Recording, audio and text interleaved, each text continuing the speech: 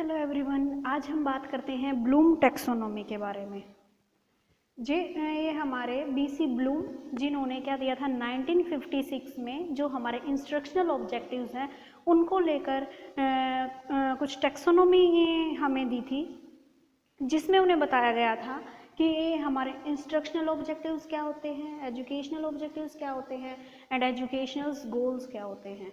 Bloom साहब ने जो टैक्सोनॉमी दी उससे शिक्षकों को, जो भी हमारे टीचर्स हैं, उनको बहुत सहायता मिली। इससे उन्हें बच्चे का जो बिहेवियर है उनको समझने में सहायता मिली।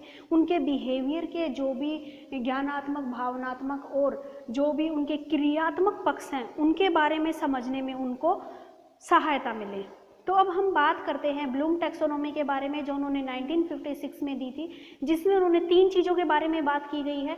सबसे पहले उन्होंने बताया गया कि हमारे कुछ इंस्ट्रक्शनल ऑब्जेक्टिव्स होते हैं कि जिनको हमें सेटिस्फाई करना होता है। इंस्ट्रक्शनल ऑब्जेक्टिव्स में उसने 2 टाइप बताए कि हमारे इंस्ट्रक्शनल जो ऑब्जेक्टिव्स है वो 2 भागों में डिवाइड होते हैं हमारे। एक होते हैं एजुकेशनल ऑब्जेक्टिव्स एंड सेकेंड होते हैं हमारे एजुकेशनल गोल्स। जो हमारे एजुकेशनल ऑब्जेक्टिव्स होते हैं वो उसी को सेटिस्फाई करके, उन्हीं को प्राप्त करके ही हम अपने एजुकेशन गोल को प्राप्त करते हैं। यानी कि जो प्राइमरी क्या है, हमारे एजुकेशन ऑब्जेक्टिव्स है, जो हमें एक बच्चे के बिहेवियर में होने वाले चेंजेस के बारे में बताता है कि वो चेंजेस उसके इफेक्टिव, उसके कॉग्निटिव डोमेन में क्या चेंजेस आए हैं, उसके अफेक्टिव डोमेन में क्या चेंजेस आए हैं एंड देन उसके साइकोमोटर्स में, साइकोमोटर कनेक्टिव डोमेन्स में क्या क्या चेंजेस आए हैं। तो अब हम सबसे पहले बात करते हैं कि एजुकेशनल ऑब्जेक्टिव्स इन्होंने 3 भागों में डिवाइड किए गए हैं। हमारे भावना कॉग्निटिव ऑब्जेक्टिव्स यानी कि हमारे ज्ञानात्मक, सेकंड है अफेक्टिव ऑब्जेक्टिव्स जिन्हें हम भावनात्मक उद्देश्य बोलते हैं एंड देन थर्ड है हमारा साइकोमोटर कॉग्निटिव ऑब्जेक्ट, जो हमारे क्रियात्मक उद्देश्य भी जिनको हम बोलते हैं। कॉग्निटिव ऑब्जेक्ट्स ये एक बच्चे का जो ज्ञान से संबंधित, उसके दिमाग से, मस्तिष्क से संबंधित जो भी डोमेन होते हैं वो इसके अंदर शामिल होते हैं। इसमें क्या क्या बताया गया है इन्होंने, कॉग्निटिव डोमेन्स में इन्होंने ये बताया है जो ज्ञानात्मक पक्ष है उसके उद्देश्यों को कहाँ से सरल से कठिन लेवल तक लेके जाते हैं, यानी कि इजी टू कॉम्प्लेक्स लेवल, यानी कि सिंपल टू कॉम्प्लेक्स लेवल पर इसमें जाते हैं। इसमें इन्होंने आगे फर्दर 6 टाइप में इसमें इन्होंने डिवाइड कर दिया। फर्स्ट इन्होंने बताया नॉलेज यानी कि ज्ञान, सेकंड अंडरस्टैंडिंग समझ, थर्ड एप्लीकेशंस प्रयोग करना, फोर्थ है एनालिसिस करना, फिफ्थ है सिंथेसिस करना एंड इवेल्युएशन करना। सबसे पहले हम बात करते हैं नॉलेज यानी कि ज्ञान। इसमें क्या बताया गया कि हमें किन किन चीज़ों का विशिष्ट, किस किस में हम स्पेशलाइज्ड हैं उसके बारे में बात की गई है।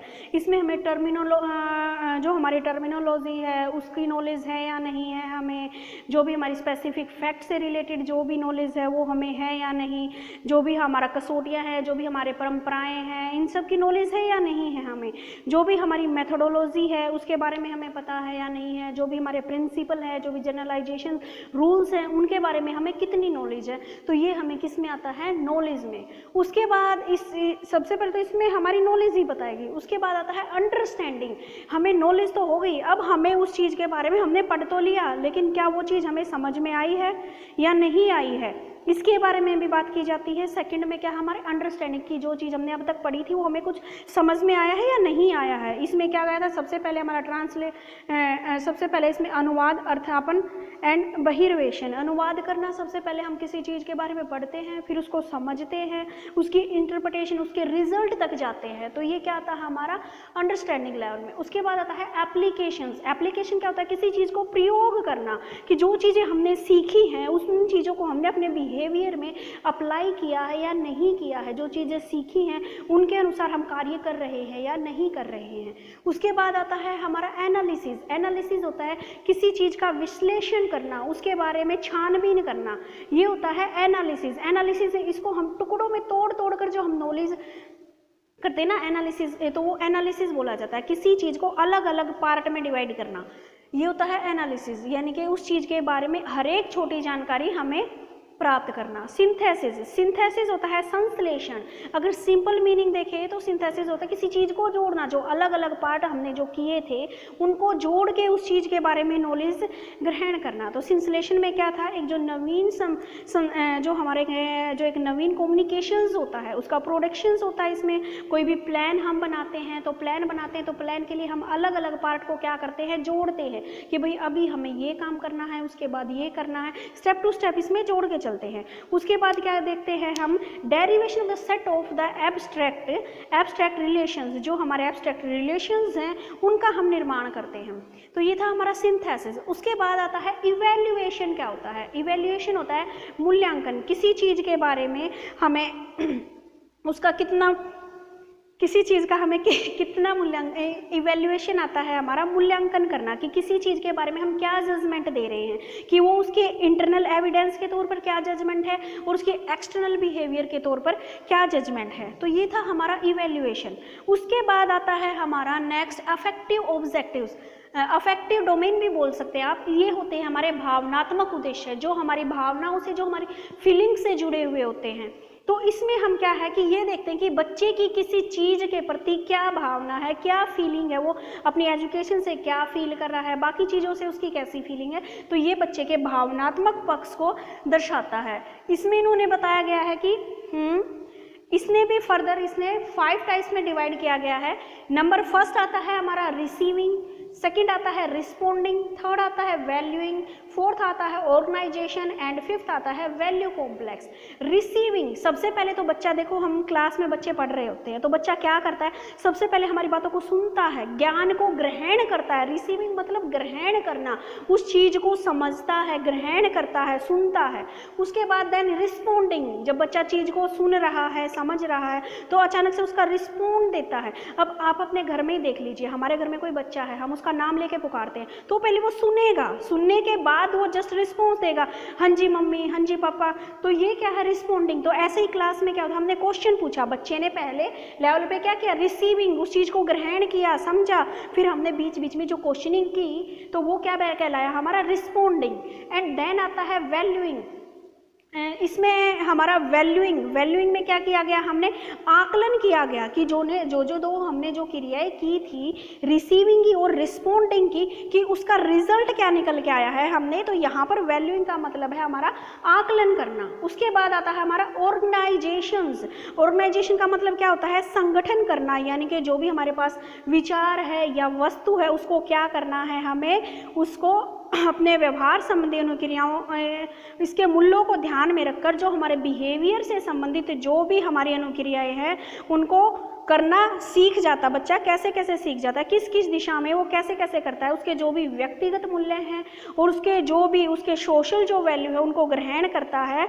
तो ये क्या कहलाता है हमारा है ऑर्गेनाइजेशन। ऑर्गेनाइजेशन का मतलब हो गया स्ट्रक्चर तैयार करना, कि बच्चे ने किस प्रकार छोटी छोटी चीज़ों को ग्रहण किया, रिस्पॉन्स किया, उसको क्या किया हमने, फिर उसका आकलन किया कि उसे रिजल्ट क्या प्राप्त किया। तो ये सारी चीज़ें जहाँ पर इकट्ठी की जाती है वो क्या कहलाता है हमारा ऑर्गेनाइजेशन। उसके बाद आता है हमारा वैल्यू कॉम्प्लेक्स। वैल्यू कॉम्प्लेक्स क्या होता है, हमारा मूल्यों का विशेषीकरण। इसमें जो हमारा अफेक्टिव जो डोमेन है, यानी कि जो हमारा भावनात्मक जो पक्ष है, उसके विकास में इस स्तर तक पहुँचना है कि पहले वाले जो 4 ऑब्जेक्टिव्स लिए हैं वे हमारे सारे के सारे कंप्लीट हो जाने चाहिए, उनके प्रति आवश्यक है। यानी कि वैल्यू कॉम्प्लेक्स में दिखा जाए जो 4 ऑब्जेक्ट्स हैं वे हमारे अब तक सेटिस्फाई हुए हैं या नहीं हुए हैं। यानी कि विद्यार्थी है, जो एक बच्चा है, उसके जो भी इंडिविजुअल है और जो भी सोशल्स वैल्यू हैं उनके बीच में कोऑर्डिनेशन, किस प्रकार उसके चरित्र का निर्माण, किस प्रकार उसकी वैल्यू कॉम्प्लेक्स करता है, चरित्र का निर्माण करता है, ये होता है हमारा वैल्यू कॉम्प्लेक्स। एंड देन हम आते हैं जो हमारे साइकोमोटर डोमेन्स होते हैं, जिनको हम क्रियात्मक उद्देश्य भी बोलते हैं। ये क्या होता है, जो एक बालक होता है, जो एक बच्चा होता है, उसका जो भी उसका फिजिकल और जो भी सोशल जो इन्वायरमेंट है उसके साथ एडजस्टमेंट करके चलता है। क्योंकि हम रहते हैं तो हमारा सामाजिक वातावरण भी है, भौतिक वातावरण भी है, तो हम कब रह पाते हैं, जब हम उस चीज़ के बीच एडजस्टमेंट कर लेते हैं उसके अंदर। तो सही ढंग से एडजस्टमेंट करने के लिए बालक के क्या है, जो हमारा साइकोमोटर है, यानी कि जो क्रियात्मक है और जो शारीरिक पक्ष है उससे संबंधित उद्देश्यों उद्देश्यों को कंप्लीट होना चाहिए। तो अब हम बात करते हैं जो साइकोमोटर कनेक्टिव ऑब्जेक्टिव्स है, इसमें इन्होंने इसको 6 पार्ट्स में डिवाइड किया है। तो हमारा फर्स्ट पार्ट क्या है, रिफ्लेक्स मूवमेंट। रिफ्लेक्स मूवमेंट को क्या बोलते हैं हम, सहज क्रियात्मक अंग संचालन। सेकंड आता है हमारा basic fundamental movements. Basic fundamental movements क्या होते हैं, आधारभूत अंग संचालन। नेक्स्ट है हमारा फिजिकल एबिलिटीज। फिजिकल एबिलिटीज क्या होती है, हमारी शारीरिक योग्यताएं। उसके बाद आता है परसेप्चुअल एबिलिटीज, हाँ, यानी कि हमारा प्रत्यक्षीकरण योग्यता। नेक्स्ट आता है हमारा स्किल्ड मूवमेंट्स। स्किल्ड मूवमेंट यानी कि जो हमारा कौशल होता है, कौशलात्मक अंग संचालन। एंड देन लास्ट आता है नॉन डिस्कसिव कम्युनिकेशंस, यानी कि सांकेतिक संप्रेषण। तो सबसे पहले हम बात करते हैं रिफ्लेक्स मूवमेंट। रिफ्लेक्स मूवमेंट जैसे हम काम करते हैं, काम करते करते बीच में हम बहुत सारी एक्टिविटीज करते हैं जो हमारे लिए जरूरत भी नहीं होती फिर भी हम करते हैं, तो ये क्या कहलाते हैं, हमारे रिफ्लेक्स मूवमेंट कहलाते हैं। अब आप देख लीजिए, जैसे हमें कोई चींटी काट लेती है, अगर हमें चींटी काट लेती है तो हम फट से ऐसे हटाते हैं, तो ये क्या हमारा रिफ्लेक्स मूवमेंट है। हम ऐसे हिलते हैं, डुलते हैं, हमारी बॉडी लैंग्वेज, तो ये सब क्या है, हमारे रिफ्लेक्स मूवमेंट होते हैं। उसके बाद आता है हमारा basic fundamental movements. Basic fundamental movements क्या होता है, जब बच्चा जानबूझकर या फिर कुछ ऐसी चीज़ें करता है तो वे क्या कहलाती है, हमारी बेसिक फंडामेंटल मूवमेंट। जैसे बच्चा भागता है, उछलता है, कूदता है, तो ये सारी चीज़ें क्या होती है, हमारी बेसिक फंडामेंटल्स होते हैं। उसके बाद आती है हमारी फिजिकल एबिलिटीज, शारीरिक योग्यताएं। तो शारीरिक योग्यताओं में क्या होता है हमारा, कि बच्चा सही प्रकार से उसका शारीरिक अंगों का उचित प्रकार से डेवलपमेंट हुई है या नहीं है, इसकी सहायता से उसके बच्चे की जो भी उसकी पावर होती है और जो भी सामर्थ्य है उसके अनुसार वह कार्य कर रहा है या नहीं है, यानी कि किसी काम को करने का बच्चे का फिजिकल एबिलिटी है या नहीं है। जैसे पहले क्या होता था, पहले के बच्चों में जो फिजिकल एबिलिटी वो ज़्यादा होती थी क्योंकि वो अपने इन्वायरमेंट में ज़्यादा रहते थे, और अब क्या है, फिजिकल एबिलिटी तो अब भी है लेकिन क्या है, बच्चों में आलस ज़्यादा आ गया है।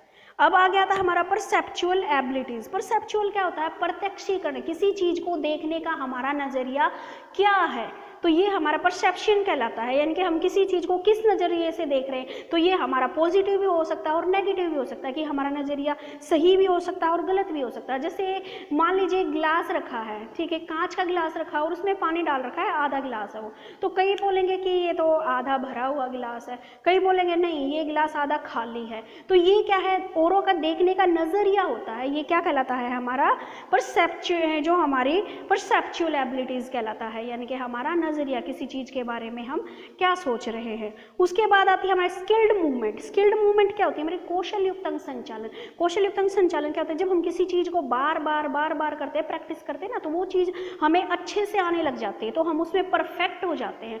तो ये क्या कहलाता है, हमारा कौशल युक्त अंग संचालन। तो इसमें क्या होता है, जैसे बच्चा कोई भी डांस सीखता है या स्विमिंग सीखता है, सबको तो नहीं आती, बच्चे बार बार प्रैक्टिस कर रहे हैं तभी वो उस चीज में अच्छे हो रहे हैं, निपुण हो रहे हैं, तो वही क्या कहलाती है, हमारी स्किल्ड मूवमेंट कहलाती है। उसके बाद आती है नॉन डिस्कसिव कम्युनिकेशंस, यानी कि क्या होगी, नॉन डिस्कसिव में सांकेतिक संप्रेषण, जिसमें हम क्या करते हैं और संकेतों के द्वारा अपने बिहेवियर को दर्शाते हैं, ठीक, अपने भावों को, अपने जो भी कौशल है हम संकेतों के माध्यम से देते हैं। जैसे आप देख लीजिए नॉन डिस्कसिव सांकेतिक, जैसे गेम में रेफरी होता है, वो कभी अपना हाथ हिलाता है, या फिर क्लास में देख लीजिए बच्चे को येस और नो में, कई बार बच्चे ऐसे करते हैं तो हम उसको येस मानते हैं, ऐसे करते हैं हम उसको नो समझते हैं, तो ये क्या होते हैं, हमारे सांकेतिक संप्रेषण होते हैं। तो इस प्रकार हमने किसके बारे में पढ़ा, ये हमने पढ़ा है ब्लूम टैक्सोनॉमी के बारे में। अगर आपको मेरा लेक्चर अच्छा लगा है तो, और आपको ये कहीं ना कहीं हेल्पफुल लगता है अपने लिए, तो please like, share and subscribe my channel. Thank you.